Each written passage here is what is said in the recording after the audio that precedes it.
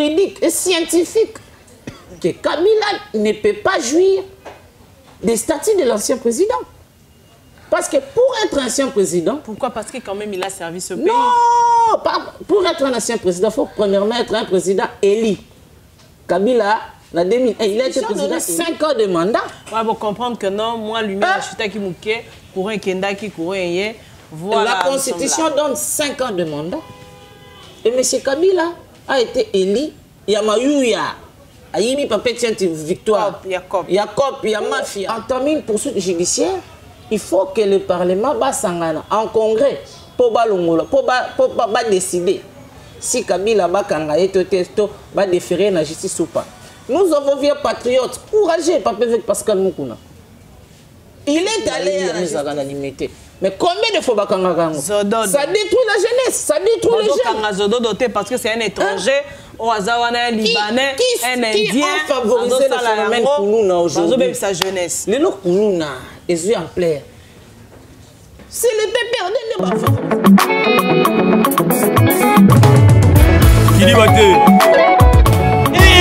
balobi ban Afrique, ban Europe, ban Amérique, ban Asie, ban Océanie.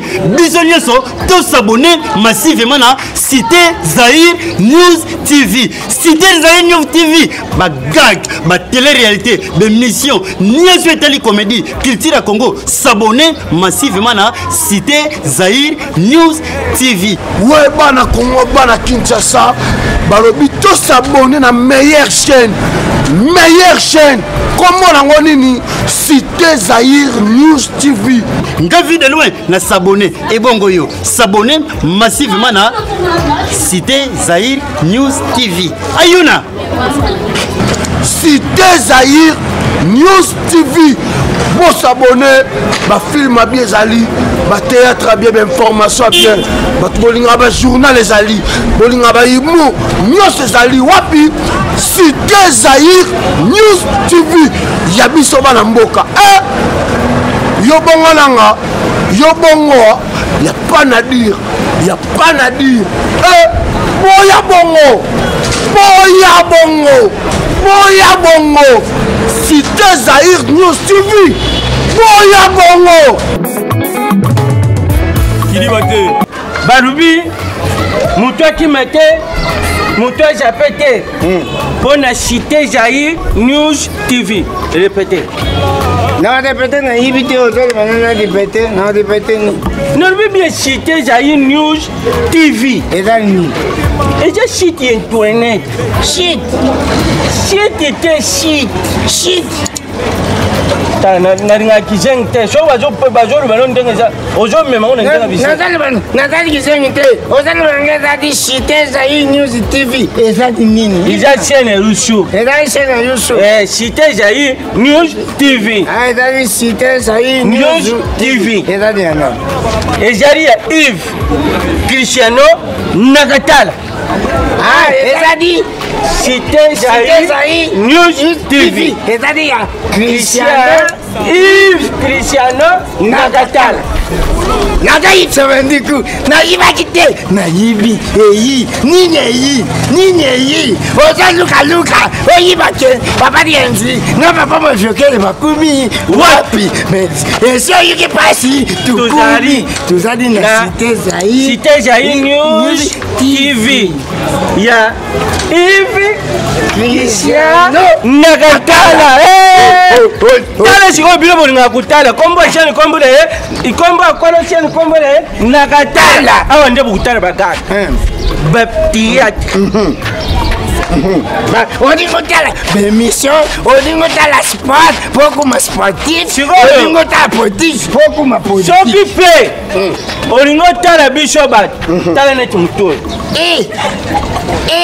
tala basadi musique liboso on travaillera nos forts on travaillera bien Kilibate. L'art ne meurt jamais. Angelos, l'homme fort. Nyonso ya Cité Zahir News TV elongo na mwana mboka Cristiano Nakatala et pourquoi pas Navea bébé Matos. Mais vu les meilleurs, tous ceux-là qui nous suivent partout dans le monde entier, hein, n'est-ce pas? Je vois, j'en profite pour faire des gros coucous, des gros câlins, des big up à Honoré Mosekamote, Manuel Chancelo Kopamba, Aigle de l'Éternel, le prophète Jean-Claude Moukendi depuis Londres et Namoni Bongo Didier Piana. Lui, le pire de BCBG, Pelinga Mingi Mingi, Cité Zaire News TV, Babi Masola Kitoko. En tout cas, nous sommes ensemble avec vous. Meilleurs vœux à toi, Cristiano Nakatala, de gros bisous. Meilleurs vœux à toi, Badel, qui est derrière la caméra, et pourquoi pas John, Christelle Soukari, meilleurs vœux. D'abord, on sur vos confiance, en tout cas. Je vous dis merci beaucoup pour accompagner Kinga tout au long. Il y a année 2020, toujours malgré la crise sanitaire, malgré cette pandémie, la coronavirus. Merci beaucoup en tout cas. Nous avons été très forts, nous tous. Nous avons bon lutté et nous sommes là en vie, bel et bien, très vivants et avec force et bravoure. Je vous remercie d'avoir tous lutté contre cette pandémie. Et les loyaux, tous toujours ensemble, en tout cas. Merci beaucoup. Lelo mingi mingi tobeta masolo pe ya mboka et le mona mwana mboka Dieu donné Kaninda. Et pour commencer, je dis merci beaucoup au salon New La Classe avec le gérant Mardoché Kabang, c'est lui qui nous donne cet endroit plus mingi mingi malgré passer 17 bola, malgré kuna na Kitambo, malgré na Lingwala na Continental House. Dans ma place, c'est Bélé, Mimi Béatrice, Libanda autour de la piscine, se tourne à rappeler. Donc, merci beaucoup. Je salue Dani Bokombe et Freddy. Merci beaucoup pour vous soutenir à Bissou. Vous pouvez savoir que espace qui tourner pour la fierté. Et à Cité Zaire News TV pour la fierté na binu bolinga tourner bisca kitoko. Moi Namboka Dieu donné Kaninda, je te salue déjà. Bonne année hein. Bonne année na yo, botepe yo, bonne année na bandeko nyonso ya Cité Zaire News partout bazali à travers le monde. Et puis bonne année lisusu na yemoko Cristiano Nakatala, meilleur joueur Nakatala. Faut pas se voler de face, c'est un fan de Cristiano, hein? Donc Cristiano Ronaldo, puis Cristiano Nakatala. Donc na PCOP bavé le meilleur partout Zali, le veut le meilleur à tous les Congolais. Partout au Bazali, au travers le monde, là, on a mis champion BK de Paris, Junior Aligo depuis Canada, Jérémy Mapangala. Donc, c'est souhaité bango bavé. Ok. Pambate Miboué les qui à 2020. Et les gars qui n'ont pas belé. Surtout bande qu'on a biso bazali banda ya diaspora parce que bangonde place au penda que makambango ya Covid de banda qui biso na Kinshasa ya kikoya. Nzambe abateli bango, nzamba sungi bango, alongoli bango na ba danger malgré ba confinement, malgré ba couvre-feu. Malgré deuxième vague, il y a Covid et l'issoussou. Nous allons continuer à combattre là. Donc, coronavirus na Congo, penza tokolo bake esuki. Pour écouter na batu moko azu penda batumba kuntate hinti e bimimba. Donc, peuple congolais, me veut le meilleur. Na bino nyonso plus particulièrement. La population ya Beni, ya Est, ya Mboka na biso. Depuis des années, bazaki toujours na milelo pendant que biso na Kinshasa, to binaka, to sepelaka, to melaka, bandeko na biso na Beni, na Butembo, na Aru, na Maïgi, na Minembwe, bazaka na Kimiate, ba groupe rebelle à tout moment côté la Kabango. Vraiment, bandeko Beni, pasi na bino zaka pasi na biso na Kinshasa. Tozaka nesengo tende toyoka ke ba massacre salemaka kuna autant de personnes bakufi, ça nous fait très mal. Ba bakufaka kuna baza bandeko na biso, boza bandeko na biso tolingaka bino mingi malgré ba conditions o boza nango ya pasi insécurité. Pesi bino ba veut le meilleur. Que mubu ya siko tozokota bo vivre yango na kimia, surtout bino kimia penda ezala na bino. Vous vivez vraiment esengo na partager vraiment mawa bino nde bobungisa ka bandeko nde bandeko biso bakufaka mikolo nyonso ensemble na kanisa ka toujours bino zate ke biso Kinshasa totika kabino te Beni na motema Congo na motema. Bonne fête à tous les Congolais partout bazali. Oui, j'en profite pour saluer et me veux le meilleur à toi honorable Mwami Radjabou. On en a est en tout cas, pourquoi pas. Lever les meilleurs honorable Moïndo Zangi. Ah bon? Je suis fait la fierté de la jeunesse. Et puis Mopandi, Esther, donc un grand Kivusienne, un grand patriote, l'homme de Minembwe, Moutouate, Maman Mabunda Libanda.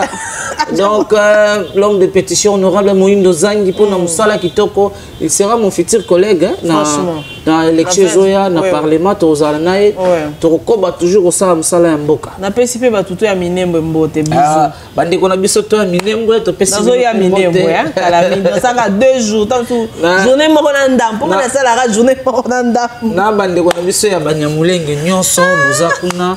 Communauté Moulenge Nyonso, tu peux s'ibino mbote, bonza bande konabso parce que le chef de l'État avait déjà dit. Je ne peux pas contredire le chef. Donc ce sont nos frères. Au Kito Mata bande konabso ya Banyamulenge baza bande konabso. Ba botami na Congo. Na ba botami na Congo. Bazala depuis des années. Parce que batu bazoko boya makambwana. Babi non baza ba Rwandais. Non, les Banyamulenge sont des Congolais. Le problème c'est quoi? Ba combien qu'on réclamer ma c'est ça que Cristiano Nakata va réclamer ma belle moko place en Amérique. En Amérique, à partir de l'obor et comme il y a bisoté. Voilà seconde simbate. Nous vous reconnaissons comme des Congolais, restons des Congolais. Tout le monde a Banyamulenge na Nanganda Jika, Ofanda, parce que ce sont des Congolais. Tout le monde a Kasai, na Mwanda, na Kinshasa, na Bujala, na Yakoma. Ba monter d'écouter. Baba ndeko na biso ba monter contre biso bandeko pande. Donc bandeko nanga Banyamulenge, vous êtes nos frères, vous êtes nos sœurs. Nous vous aimons beaucoup. Voilà, merci beaucoup. Moi Namboka Dieu donné Kaninda. Nous sommes maintenant dans le vif du sujet.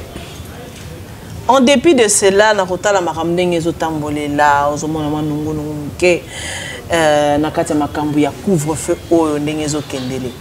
Balobi ba infiltrer ba koti, ba sale ngote pona ba fête, balobi c'est pendant la fête que makambo mabe sale maka. Vous festoyez et les gens meurent.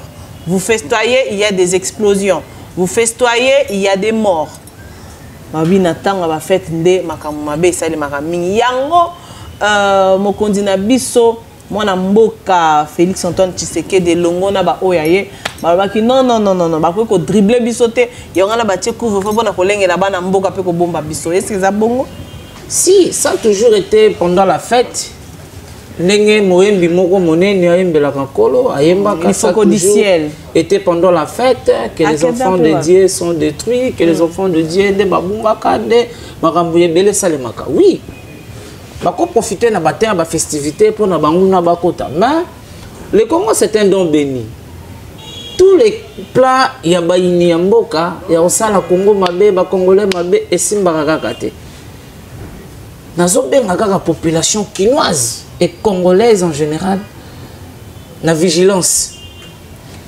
Et si kozali na quartier ozali moni mouvement mabe moni muto mabe ko se rendre justice te.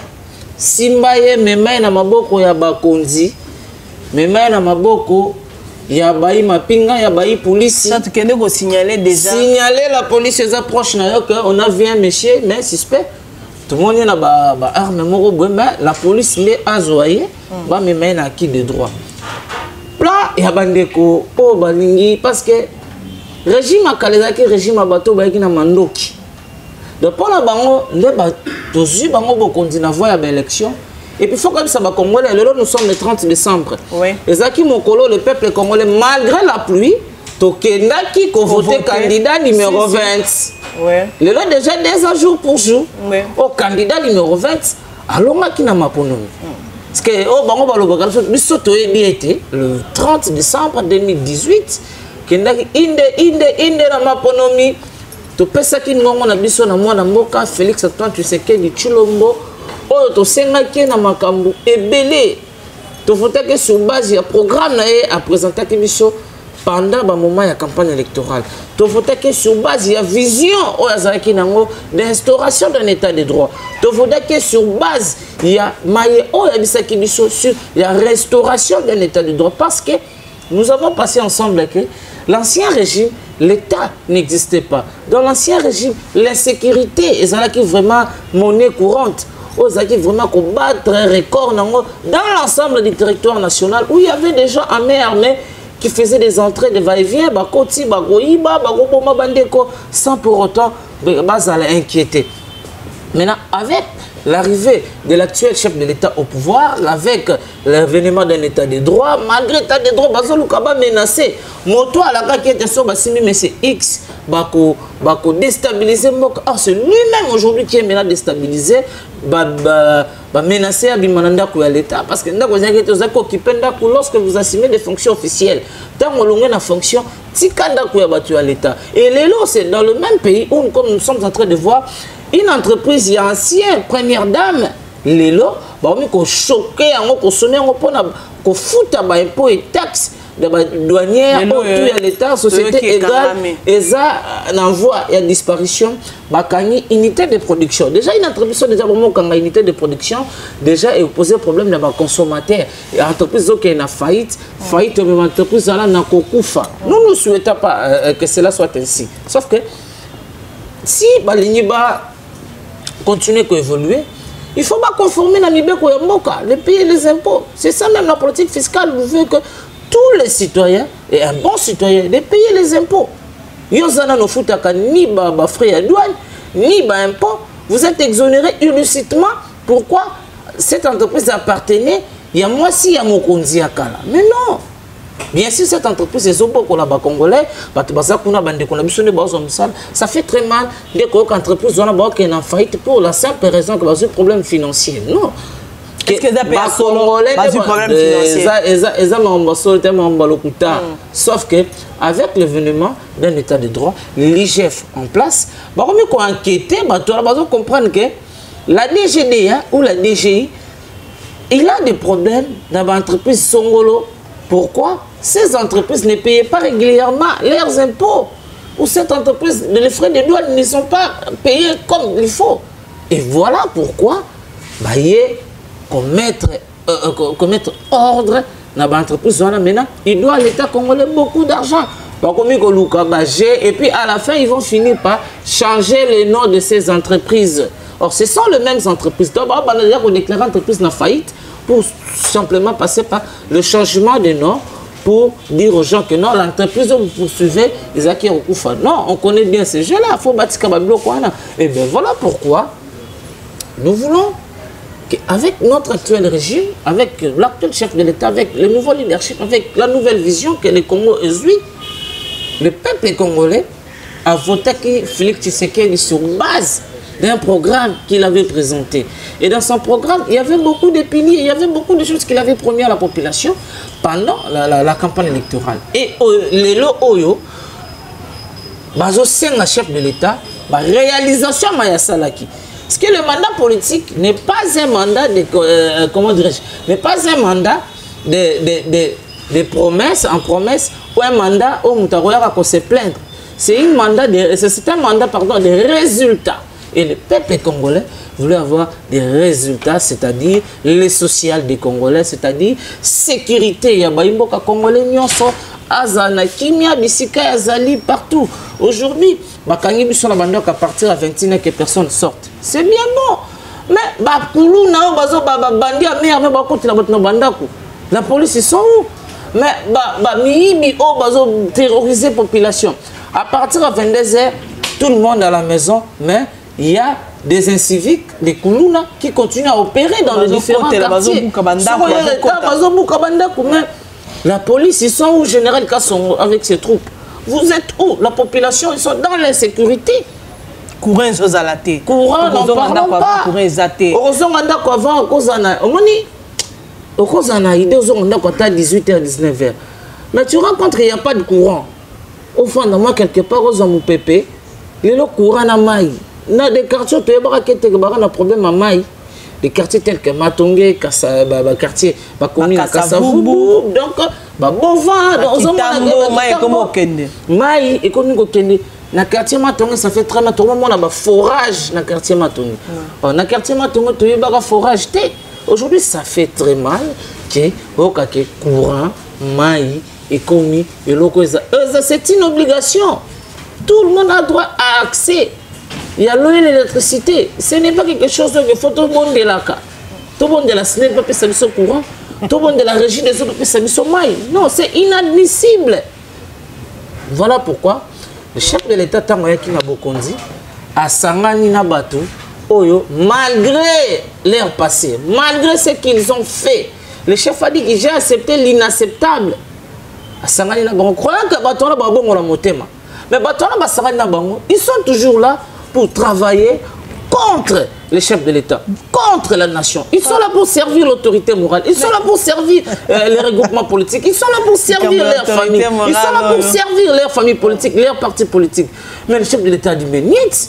Le peuple congolais m'a voté sur base d'un programme. Et c'est lui qui va rendre compte à la nation. En 2023, il sera face à la population. Oui. Vous m'avez voté, je vous ai promis ceci, voici ce que j'ai réalisé. Il ne sera pas là pour donner des explications à la nation. Voilà pourquoi, Aki, Bomaliba, là, il y a FCC Cash. Bomaliba, le FCC Cash, les gens qui étaient coupés, c'est que pour un nouvel élan, tant qu'il y a un Sika, à Bengibiso, na Union Sacrée. Union Sacrée, d'abord, avant tout, c'est un état d'esprit. Union sacrée, c'est un état d'esprit. Et je sais ça. Baimboka, au bazana esprit, au bazana idéologie, il y a qu'à travailler sur la philosophie, sur la vision. Il y a peuple d'abord. Peuple d'abord, c'est-à-dire peuple Fazana Kouranamaï, peuple Falia, peuple Fatani, c'est moi la Kelasi, peuple fort, Azala na sécurité, Azala Kimia. C'est ça le peuple d'abord. Le peuple d'abord, c'est que tout le monde a un ministre. Sur le cortège des jeeps qui coûtent $300 000. Pendant que na Onatra, les fonctionnaires ne sont pas payés, mais le ministre a $300 000 dans le cortège. Et puis, si on va démarrer tout comme ça, on monte au terre. Carburant à l'État, même vice-ministre, Tabadji peut venir à Jofa. Mais tout ça, c'est des trop. Ils ont coûté trop dans l'État congolais. Mais on a dit que Dieu donné candidat tout qui na makamoro boy to lobela na mo point wana na sala ki twinti ya moko babi non bientôt la régie des eaux et cause sous en mesure ya fournir biso maïté. Pourquoi? Parce que ba programme nango et sili ba kisi ba biloko ba tchaka wana à côté qu'il être pas ministre finance à Kangi ezo bimate mbongo ezo bimate là on va accuser directement les président soit les ministres, soit les soit les gouvernements qui gèrent les pays au quotidien. Les chefs de l'État ne gèrent pas les pays. C'est le gouvernement qui est dirigé par notre pépé Ilunkamba. Auto c'est une élégance à démissionner. Parce que ceux qui vont benganier, motion de défiance au dans le Parlement, ça serait une honte, vu son rang, vu c'est qu'il est père de famille. Ça serait une humiliation pour lui. Bassam Bissaka devant ba député. Oh, par élégance, il a déposé la lettre de démission à Kendenaye. Parce que soit les chefs de l'État nommés formateurs, le gouvernement Ilunkamba ne va plus exister. Parce qu'un formateur a identifié la majorité pour nommer Premier ministre. Parce que le Premier ministre au Tikala, ou un formateur, le Premier ministre doit être d'office démissionnaire pour expédier les affaires courantes. Donc, Makambouana y a régi des zones dans qu'il ne sera pas dans la possibilité à fournir. C'est un aveu de l'échec et de l'irresponsabilité d'un gouvernement dirigé par Ilunkamba et du FCC. Parce que FCC pense que si on va saboter le programme chef de l'État, on va voir le chef de l'État. Non, on ne va pas directement aller voir le chef de l'État. Le gouvernement est géré par Ilunkamba. Le Premier ministre. Si le ministre des Finances, Yalabouli Sele, ce monsieur il pense que en faisant ça, pour éterner l'image du chef de l'État, pas battre la population, Babi Mananzela pousser la révolte. Mais non, c'est lui qui sera partant et puis il sera arrêté. Donc l'eau c'est la vie. Refuser de donner l'argent pour le produit, Batsana Mai. Les alrozoli que la batuliwa maman. Babilo c'est la vie. Ma ezabo moi. Copie mais la mutu, mais copie mais la mutu vie. Vous imaginez comme la massango, comme la champagne, comme la vin. Ma ezara kamai. Il faut mais la maï. L'eau c'est la vie. Avec les rivières que nous avons dans notre pays, avec tout ce que nous avons comme potentialité. La régie des eaux ne peut jamais être à l'incapacité de fournir maï na Congolais. Donc si le DG Moubia est en train de me suivre, c'est le moment à marquer histoire comme DG Tchonga. Marquer histoire na régie des eaux. Lorsqu'on est aux affaires publiques ou dans la gestion de la chose publique, il faut marquer ses empreintes. Il ne faut pas être là passé inaperçu. Il faut pas raisonner na ba réalisation malam, na ba acte malam. Le DG il y a régie des eaux Moubiaï. Monsieur Moubiaï. Il faut faire très attention. Vous êtes là et non pour les comptes de servir ton parti politique parce que tu as été placé sous les quotas et tu as perdu. Ou il y en a pour servir qui n'a qu'à votre autorité morale. Non, mais c'est attention. Attention. La population n'a pas de l'eau et vous êtes là roulé dans des types 4x4 et n'a pas climatisé pendant que le peuple congolais n'a pas de l'eau. Depuis quand il commence à maman, il n'a pas de Congo. On dit bidon 25 litres 1000 francs. Salongo maman salongo courant kuna comme femme de nuit son mari de nuit azoya na bouton à 22h à 5h donc aux ont même pas temps oh là là on repasse on préparer ba na ba kende kelasi on charger ba téléphone donc salon on est comme forage groupe électrogène panneau solaire donc SNEL qu'on existe à rater donc il y a même DG Bosco il y a régie il y a SNEL là déjà il y a régie des eaux ministre il y a énergie vous êtes devant votre responsabilité c'est le moment de marquer vos empreintes Nambo cannabis au Congo et ça c'est que vous avez pour travailler contre parce que ministre énergie za moto ya cash ayaki na quota ya INC donc ezate ke po bakanga ki monsieur Vital Kamerhe bino bokomi wana ke bokomaka na vous voulez pas faire réussir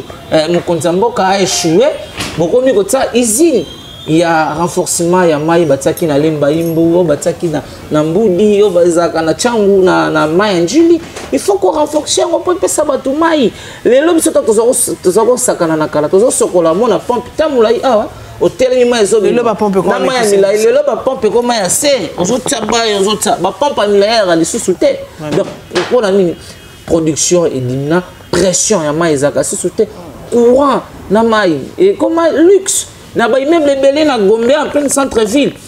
Il faut foutre la batte, pas mettre la gomme licolo. Même na premier niveau. Maïs sous canarel chaussée batouba na c'est. Même na premier niveau. Na Sosakoma na Interpol, ba immeuble na tout, on atra. Ba ma comme na licolo te. Pourquoi? Pression ici li. Otie motopompe, même sotie motopompe. Soka bendi ma ignoso kuna et déranger bande comme ça subako baza sous nata au sale la terre. Voilà régime des eaux. Il doit vraiment revoir les systèmes de production parce que la population en souffre. La population azosenga azana kimia, azana mai, azana problème ya kolia, azana problème il y a transport. Ma route c'est impraticable, les embouteillages, ça va te prendre la festivité fin de l'année. Je fais 2 heures du temps pour arriver en ville. Je suis sorti de chez moi à 6 heures du matin. Na commis la ville Hermine, na commis la ville à 9h45. Tout ça, ça dit à quoi? Les embouteillages n'a qu'une insuffisance d'abord des routes. Après l'insuffisance des routes, ma route n'a pas existé. Impraticabilité. Et puis, problème impraticabilité, ma route. Ma demi-terrain, ma chauffeur, mauvaise foi. Mauvaise foi. Chauffeur à Zion, Abimsou, Patiko, na station Salongo, tu lui payes. Na station Salongo, Patiko, na sous-région, tu lui payes. Na sous-région, terminus, première porte africaine, 15e mairie, 15e mairie, 7e mairie, 7e mairie, première mairie. Mais non, c'est inadmissible. Tout ça, il faut payer 500, 1000 francs. Mais nous avons le mois, iniki. 20 000 francs silica.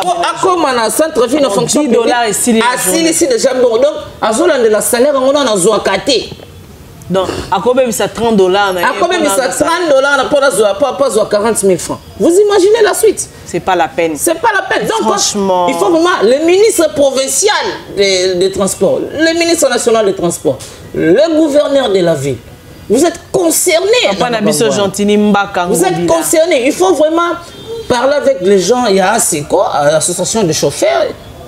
Mais quand on voit, il y a un arrêté. Arrêté, il y a gouverneur à Kala, monsieur André Kimbuta, Otoro Rakima, Kongo, Rassou Nambokate. Arrêtez Zali. Oui, fixer le transport selon le trajet. Les lieux comme pour rentrer à la maison, et surtout si on a 19h, 18h, bah, il y a 20h, 21h couvre-feu. Na ba moto. Mais moto, moi aussi, on a 10 000 francs, on a limité pas de 10 000 francs. Même si c'est monsieur, versement dans un journal, on n'a pas là. T'as le niveau. Même les bandits qu'on a mis sur le pas joyeux, trajet monté na wewa, ils ont rajouté pour trajet 1000 fois par wewa, ils ont sauté micro. 1500, 4000, 2000, 4000, 6000, 10 000. Mais on a autorisé wapi. Le ministre de l'infrastructure provinciale, voilà. Il faut vraiment. Tout le monde a su que les cambo, ils ont ça la main, vrai ou faux.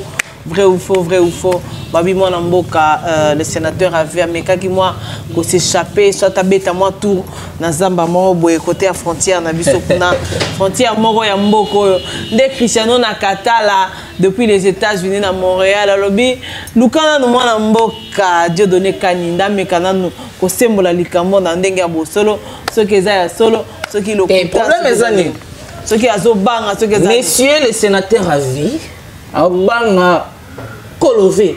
Et puis Kolové, tout le monde a prison Makala, 48 cantines à Farata. Il y a un Kolové.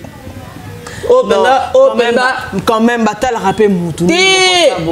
Tous les prisonniers ont le même traitement. Il n'y a pas un prisonnier spécial que les autres.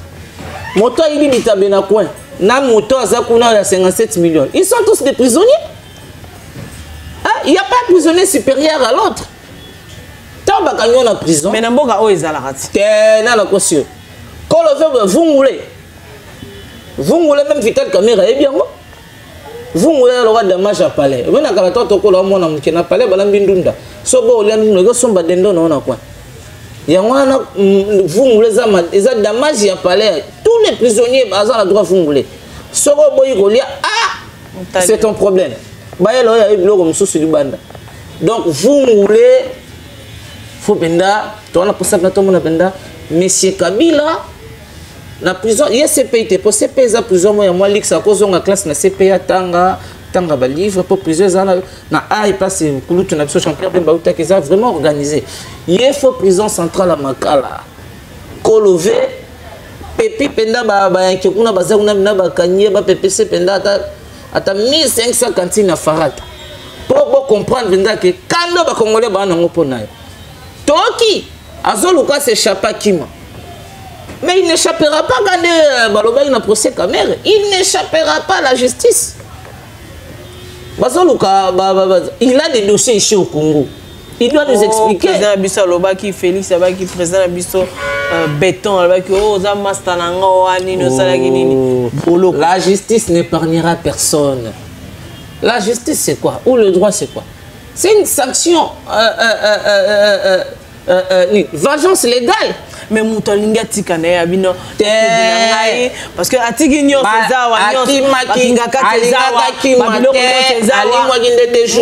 les services de sécurité sont vraiment alertés. Parce que l'année à la loupe. Azana Katanga na Lubumbashi. Azana pas se reconnaître. Après Katanga Zongi. Aluka bimagende kiba fatambola beta matour abeta matour na beti tour ala na kinga kati kolozi ala na Lubumbashi te za tour te. Il voulait partir pour aller où? Pour aller où? Il doit nous expliquer. Il faut un procès public dans le stade de martyrs.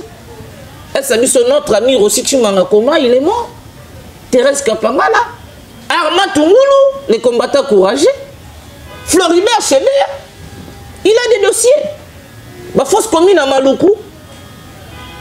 Un phénomène comme un sapou, les bouts du diacon au massacre dans le Congo central, on a tué les gens, les Katakatanga, qui continuent à opérer jusqu'à aujourd'hui.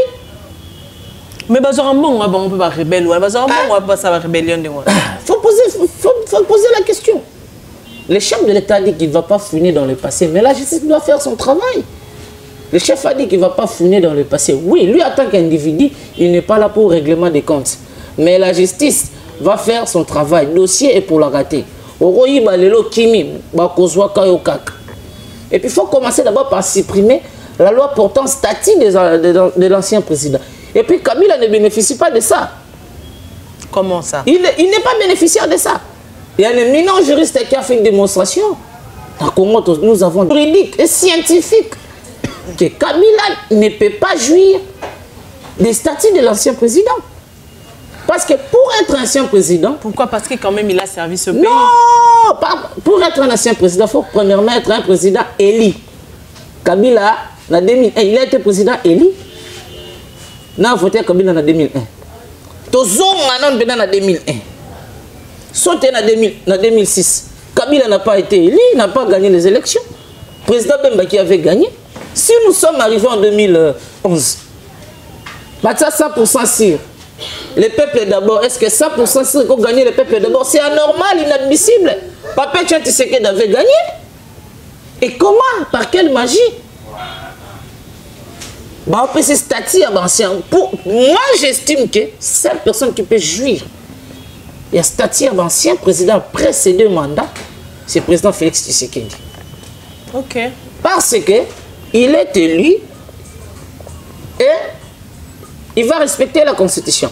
Pourquoi Kabila ne peut pas jouir d'un privilège statut à l'ancien président? Pour être un ancien président, la loi dit qu'il faut être un président élu. Et comment? La loi dit pour être un ancien président, il faut être d'abord un président élu. Et en dehors d'être un président élu, il faut exercer le pouvoir ou votre fonction en tant que président de la République selon la Constitution. Et la Constitution donnait 5 ans de mandat. Ouais, pour comprendre que non, moi, lui, je suis qui mouké, pour un kenda qui courait. Voilà. La Constitution donne 5 ans de mandat. Et M. Kabila a été élu.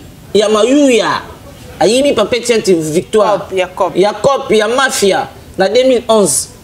Mandat de facile en 2016. Mais Kabila a le pouvoir en 2017. Donc il n'a pas exercé ça selon la Constitution. Et pourquoi continuer de l'appeler un ancien président? Donc voilà pourquoi cette loi doit être abrogée ou Kabila n'est pas bénéficiaire de cette loi. Ou s'il faut la justice kangaye, il faut que, parce que cette loi est rendre irresponsable sur le plan de droit pénal, en matière pénale. Okay. C'est-à-dire, pour entamer une poursuite judiciaire, il faut que le Parlement s'engage en congrès pour décider si Kabila va déférer la justice ou pas. Nous avons vu un patriote courageux, Pascal Moukouna. Il est allé à la justice, saisir la justice pour porter Kabila plainte. Et ça, même le Congolais, tout il fallait pas soutenir. Mais mais c'est aussi un homme, malgré le procès au Kouta, papa fait que a bimi, dans un silence, papa fait Pascal, continuez la plainte sur et puis nous allons soutenir. Si le papa fait continue, moi je vais mener une plainte contre M. Kabila pour avoir sacrifié la jeunesse, pour avoir détruit la jeunesse. Dieu donné Kaninda, bien sûr, si. Franchement. M. Kabila, il faut le traduire en justice. Tala la jeunesse, ndenge kouei na mabele. Lelo na kalalaka somoni papa moko tiaka kwiti omona ke papa nazala mbongo lango chaque jour. Lelo kwiti comme eloko lobela te tande ba détruire ba chaîne. Soke na victoire na place ba benga kadja kateroto bazwa ba bisa pen. Ozo ka bonto mela ba biloko ba blé ya ba rouge ya ba vert. Soke na paka juma na grand no moka ba mela ba biloko ba ya ba orange ba no na mto mela loko be bisene longi. Mais ici ne sala biloko wana ba kondina biso tout ba yebi yango ezaka na limité. Mais combien de fois ça détruit la jeunesse, ça détruit les jeunes. Parce que c'est un étranger, au hasard, un Libanais, un Indien, qui a favorisé le phénomène Koulouna aujourd'hui. Sa jeunesse. Les lots Koulouna, ils ont en plaire. C'est le pépé, on a favorisé le phénomène Koulouna quand ils ont distribué les machettes. Ils ont tapé pour à l'époque à l'opposition. Parce que Koulouna, dans le quartier, ils ont un moto. Ce qu'on a mis, lui, au chalet, il a mis lui au cou, et puis, le personnel de l'Assemblée nationale, papa wana, va réclamer salaire na bango sous Evariste Bochaba à l'Assemblée nationale. Ba beta bango pa batata ba ba kuluna wana. Donc combat politique, mais qui était derrière ces kuluna là? Qui avait favorisé cela? C'est celui-ci qui est maintenant Azana Moïse Katumbi, comment ça m'a quel est le dans l'opposition. Yamana ça bango union sacrée, on connaît qui est qui fait qui a fait quoi? Les gens comme de Francis Kalombo, les gens comme... Ce sont les gens qui entourent aujourd'hui Katumbi, qui cherchent à rentrer aux affaires. Les gens comme des Kalombo, les gens comme des Francis Kalombo n'a pas le droit. Non. Il y a beaucoup dans la union sacrée. Non, il peut entrer. Donc on va Francis Kalombo ko sunga ko tia ko épauler moi na mboka Moïse Katumbi. Il a été au service du mal. Kalombo. Katika kina il était parti. Kalombo, Katumbi, Kamitatu, Lutundulwa. Mais ils ont été au service. Zela, si les lots, constitution autosanango, oh bah c'est pour des tours à l'élection. Mais c'est ça les gens de Lutundulwa. Nous sommes là, ça ne marchait pas. Na moni ozana maye les mots ya Pelengendu et le banango John Gefa maye les mots ya Poloso. Mais je dois te laisser. Non. Je vais te laisser na kenanga mpandi pour de peur que na bébate. De laisser. Les bana mboka ba mtuzu ndeto mona ki mwana mboka Francis Kalombo Moïse Katumbi non ngada tiki nanga na que ça makambo. Ce sont des gens. Moïse Katumbi a travaillé avec Kabila pendant 7 ans. Il a pillé ses pays avec Kabila. Et pourquoi Bakimi Kabila? Pour Baya na union sacrée. Moïse Katumbi talana nous temps aux Congolais talatan Moïse Atika Kenda talatan peu importe l'État. En 2011 nous avons dit non à M. Kabila. Moïse Katumbi avait dit oui à M. Kabila. Il a soutenu Kabila. Donc Moïse Katumbi doit regarder les Congolais et commencer par demander pardon. Le peuple congolais, la mémoire, il y a des martyrs, tout va tomber. Il faut un pardon. Bako yambeka mbomo bote opposition za blanchisserie to union sacrée comme le roi blanchisserie mo bobo voilà il n'a aucun service du mal lelo ngo bongo non maman au moins même l'église on soit bongo li motema sika aya mbala moko te mba pese cherate ya fa banda uzaba fermissement atubeli no masumu nae hein et l'autre senga pe na babati lukwebo batubela ba masumu ba Moïse Katumbi ba Francis Kalombo ba Olivier Kamitatu ba Christophe Lutundulwa ba tout ba utile FCC ba Jean-Pierre Liao ba tubela atubeli publiquement peuple congolais bolimbi sangai nalanda ki boye nazalaki ba kosaki ngai ba ya ba ko ba to kolimbisa la biso bango to yokoli kolimbisa mais nde bango bazoya wana na union sacrée bloc wana ba déclarer na ba caution na ba nini na ba comment on appelle ça ba de basenga na ba quota c'est ça le terme approprié c'est ce que nous refusons. L'union sacrée d'abord c'est un état d'esprit ya batu oyo ba travailler pour l'intérêt de la nation et non pour l'intérêt de parti politique. On ne veut pas avoir les gens on va servir ma parti politique, ma regroupement politique, ma famille d'abord, ma proche d'abord. Non, nous voulons voir les gens au sein de l'union sacrée. Oh bah il y a pas ça les de Mboka, pas ça les de Congo, Congo de Longa, les peuples d'abord, les Congo gagnent toujours comme notre frère aussi tu m'as monté. Il y a dans un bisa bande quoi union au bazawana. Bande qu'on a vu ça ensemble. C'est bien bon, vous avez fait un bon choix et au Kima Kabila et aux régions de cas, il y a raison. On ne refuse pas. Mais vous devez vous confesser vos péchés. Vous savez ce que vous avez fait. La cure d'âme. Il faut pas confesser. Hein? Il faut pas. Mais c'est Moïse Katumbi qui doit confesser.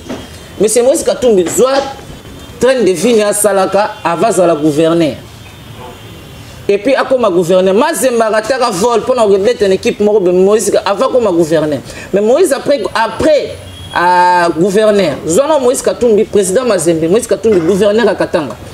Oh, bah $50 000 par bi. Joueur à Tsabi, 50 000. Oh, bah folie à Bambon. Tout ça, c'était l'argent de l'État. Katumbi a pillé ses pays avec Kabila. Aujourd'hui, à moi, traiter Kabila ingrat. Oh non, quand moi, Kabila venait, il me trouvait déjà dans ma ferme. J'avais déjà ce. Non, il faut quand même être. Reconnaissant que Moïse Katumbi, leur famille, c'est une dynastie. Mon Katumbi, il m'a dit gouverneur. Mais Bazala non. On a comment gouverner à 50 000 par bi. Avant la gouverner 50 000 par bi à 0 tsate. Avant la gouverner $50 000 par bi. Donc je retenu mon corps. Ah on a match à Léopard. Moïse Katumbi 50 000 $. C'est pas 50 000 francs congolais. Gouverneur, $50 000 par bi. C'est tout un état gouverneur. Tout un état gouverneur. Mazemba construit un stade qui coûte $10 millions. Mazemba gagne 2 fois Ligue des Champions. Gagnant de Ligue des Champions, ça 1 500 000. Ça fait 3 millions. Mais il y a un stade à 10 millions. Wapi. Mais c'est les affaires. Tout un état gouverneur, quelle affaire? C'est les affaires de l'État. C'est les affaires de l'État. Moïse Katumbi, président Mazembe, Moïse Katumbi, gouverneur de la. Vous allez voir que train de vie changer qui. On a comment comme na pouvoir on a zalaka derrière na depuis quand. Ba tout te dit bango. Hein? Ara locataire, pas nommé premier ministre. Comment sont le roi Mayebo na ville à Kinshasa. Donc vous voyez il y a des parvenus à outil nulle part, hein? Aïe qu'on dit voyager dans jet privé, na ba faire l'état. Tout cas un simple individu, il n'a jamais voyagé dans des jets privés. Ils sont là nombreux, les gens comme des musiques aujourd'hui, même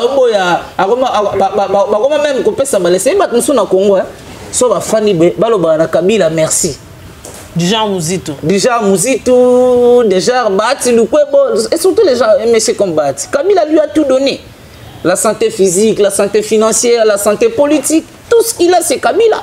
Moi aujourd'hui, il a trahi Kabila pour rejoindre l'Union sacrée. Demain, tu appelles ça une trahison? C'est une trahison. On appelle à tout le monde à l'Union sacrée. Quand il est allé signer la charte de loyauté et de fidélité, il était avec nous.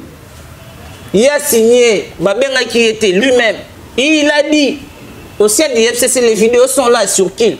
Au sein du FCC, il y a une discipline. Tout celui qui sera choisi, même si ce n'est pas moi, on va les soutenir. Mais on dit que ce n'est pas vous, c'est Tambo Mwamba. Mais soutenez Tambo Mwamba, lui, il refuse, il va à la rébellion. N'est-ce pas, c'est une trahison. Et ce monsieur, aïe, na union sacrée. Tant qu'on regarde, le premier ministre, c'était ça, c'est un problème.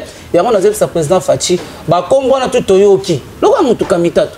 Kamitato a trahi son frère, son ami d'enfance Jean-Pierre Bemba pour rejoindre Kabila. Il a trahi Kabila pour aller chez Katumbi. Il va encore trahir Katumbi pour rejoindre Fachi. Donc ce sont des gens qui me de Congo comme le rôle, les biens privés na bango, azala kiawa. Donc il y a que bango ne faut pas se faire. Il y a une union sacrée. Président Félix a suscité une nouvelle classe politique. Quand conseil à FDC, il y a des gens bazar, intelligents, capables, ils ont tous les atouts, ils ont un bon profil. On peut voir comme un ministre qui est bâti. Et pousser ce peuple dans Mawa. Président Lobi. Kisalume Banda. Kisalume Banda, il faut nabatu yasika, bilongi yasika, gouvernance yasika. Ce n'est pas Kisalume Banda, l'obité oyokake. Oh, Moïse Katumbi ministre des Finances. On va passer sur Kazazong et là-bas 100 000 par bi. Donc, Yangwana, peuple congolais, restons zagués, soutenons les chefs de l'État. Protégeons-nous contre la deuxième vague de la Covid, respectons les mesures barrières. Tout ça, couvre-feu 21, nous tous à la maison. Vigilance toujours parce que Banguna, Basilina Nouté, Baini, Basilina Nouté. Et puis, généraux,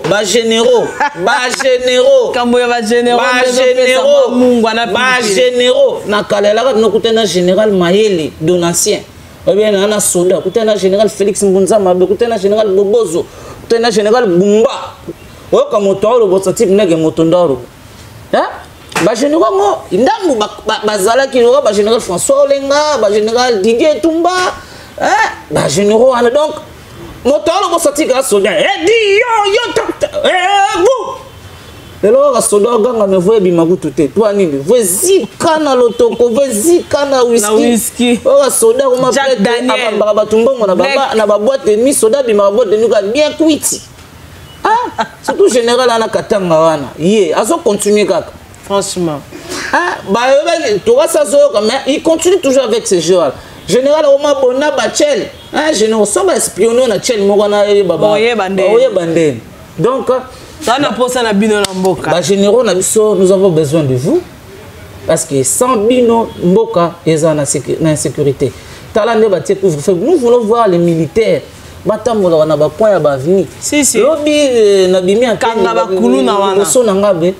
Couvre-feu. Mata soda mon côté. La biso ce qu'on a mis sur baye batake biso. Tomber le seko pas banane. Et moi les Congolais de partout où nous sommes, nous encourageons les généraux républicains. Oh bah ça comme ça là selon Ndenge Sengeli. Donc peuple congolais, merci beaucoup. Ndenge ça va confiance.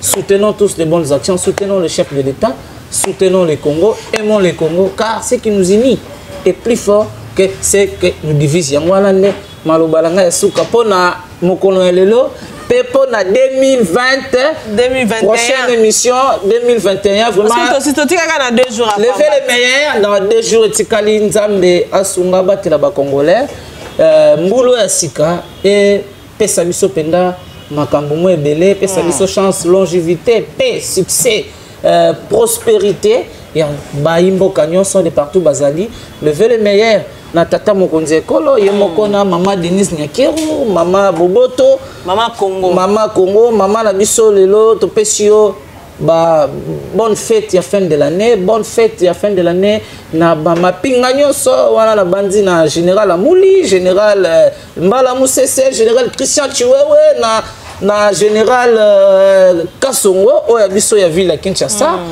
Bonne fête pe na yo mokonzi, bonne fête na ba konzi nyonso ya mboka ya ba institution de partout bazali. Pessibino bonne fête na ba congolais nyonso na Suchiwana. Voilà, merci beaucoup. C'était la John Kaninda. Donc non, faut pas massacrer mon nom, c'est Dieu donné Kaninda. Tala makam. Dieu donné Limbisa.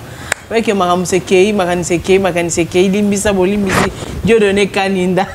Le futur honorable dans bientôt. Merci beaucoup. Tu voter donc dans un collègue Joseph Kabila na Sénat. Ah, Kitoro Makasi. Moi na Sénat ba classe ba kombo selo ba liste alphabétique. Ezala teyaz za mo liboso na po eza KB na KA. Donc aux années ba collègue. Et moi na bando PC ba réponse yo kitende alaka président Sénat lobelo mo na souffler collègue non on a dit ceci il faut faire ceci il faut voter telle loi. Donc mon futur collègue na Sénat lui les sénateurs à vie. Donc toute sa vie, après, il y a Arolomwana sur Koufi. Donc, quand moi je serai élu sénateur, tous les années, ma collègue. Franchement. Donc, collègue Nanga, mon futur collègue, je vous salue déjà en avance. Franchement, Kitoro Makasi, merci beaucoup. Émission Kitoko, abonnez-vous massivement. Dans Cité Zaïre News TV, nous sommes des Zaïrois identité. Donc voilà. Na Pesimbo Teming à toi. Bon séjour à toi, Namabele Abakoko, Dani Bokombe, la communicatrice, la première dame, maman Denise Babi, autrement dit maman Congo, maman Yamboka. Merci beaucoup à toi, président JBK Kamoa, la MTC toujours viva, Namoni Girano Yakango, avec tout le monde quoi. Merci beaucoup à toi, Cristiano Nakatala. Depuis les États-Unis, bébé Navea, bébé Matos, parce que photo le makambo ya mboka parce que zamboka na biso ya biso moko soto lobite muta ko lobela biso azate jamais français ko lobela biso jamais américain parce que bango na bango bana makam na bango biso pe ya biso photo lo bayango po bakondi balanda boyoka. En tout cas je vous incite de vous abonner en tout cas massivement na Cité Zaïre News TV. Honorine Moseka, Monté Manuel Chancelo Kopama, merci beaucoup. Namoni Bakado, merci beaucoup. Merci beaucoup à toi pour des belles images. Je vois Prophète John. Et derrière la caméra, je vois Badel Mbaki. Merci beaucoup Nakadra Kitoko, Eska Kitoko, dans Salon New La Casse avec toutes les personnes personnelles. Et à Salon New La Classe. Merci beaucoup à toi, le gérant Mardoché Kabang, pour nous avoir donné cette opportunité. On émission est parti par là, tous les caca, na Béatrice, na Kitambo, par-ci par là. En tout cas, merci beaucoup, je vous aime. Bonne année, mes vœux le meilleur à mes fans, mes amis. Mes condoléances à toi, Didier Piana, toujours les la caca, malgré. On est là, on est ensemble. Bye bye, à la prochaine.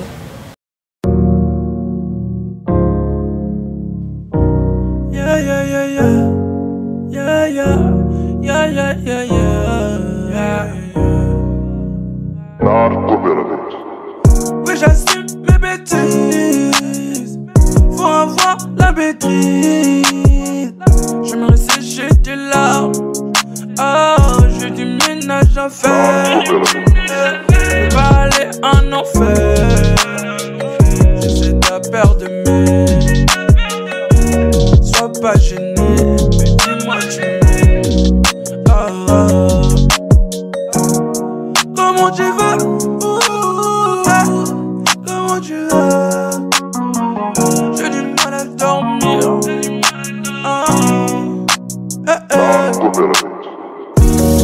Reviens à la maison.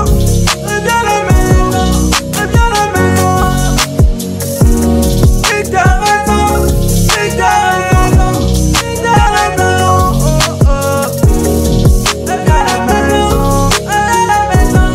Reviens à la maison. Reviens à la maison. Reviens à la maison. Entre nous ça bouge pas. Entre nous ça bouge pas. Entre nous ça bouge pas. C'est moi la fautive. C'est moi la fautive. C'est ma faute. C'est ma faute. Mais j'ai changé pour notre avenir. Mais j'ai changé. Mais j'ai changé. Bébé.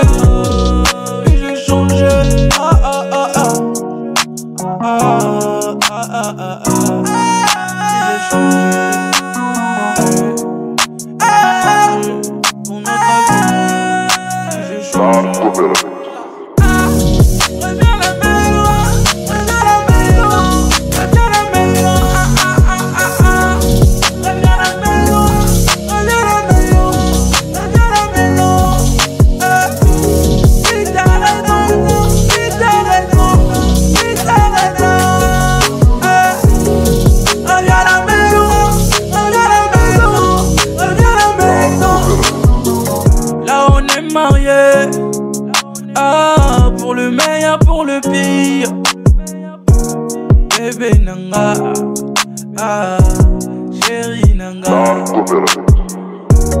Laisse-le parler. Oui, j'ai changé pour toi. Chérie nanga, j'ai changé pour toi. Hey, les loto balani. Na na na na, na na na na, na kimi mangte. Wow wow wow.